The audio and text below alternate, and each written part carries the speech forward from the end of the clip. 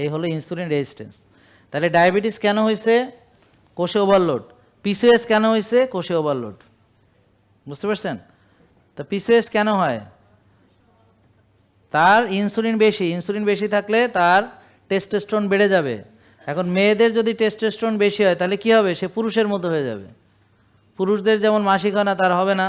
তারপর polycystic ovary হবে, অনেকের বুকে লোম গজায়, অনেকের দাড়ি মোছ হয়, অনেকের ব্রণ হয়, অনেকের ঘাড় কালো হয়, বগল কালো হয়, আঁচিল হয়, অনেকের টাক পড়ে, চুল পড়ে যাওয়া থাকে, আর মেজাজ খুবই মেজাজ থাকে, তাই না? মন খারাপ থাকে, তারপর হচ্ছে মুড সুইং করে। তাহলে ওই মেয়ের বাচ্চা হবে না,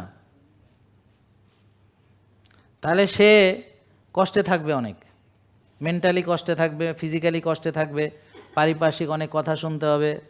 আর যেহেতু সে নেগেটিভ, সবসময় খারাপ খারাপ চিন্তা করবে এবং তার ফিউচার নিয়ে সবসময় সে বাজে বাজে প্রেডিকশন করবে, মানে খুব খারাপ খারাপ চিন্তা, আমার কোনো ফিউচার নেই, আমার কোনো ভবিষ্যৎ নেই, আমার কোনো এই নেই, আমার সে ফিউচার দেখবে অন্ধকার অন্ধকার। বুঝতে পারছেন?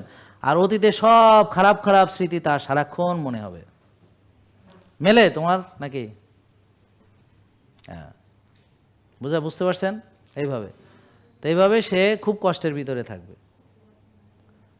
তাহলে এই পিসিওএস এর যে মূল কারণ সেটা হলো কোষে ওভারলোড, ঠিক আছে? উচ্চ রক্তচাপের মূল কারণ কি? কোষে ওভারলোড। জেকে লাইফস্টাইল লিমিটেড, ওষুধ মুক্ত সুস্থ জীবন।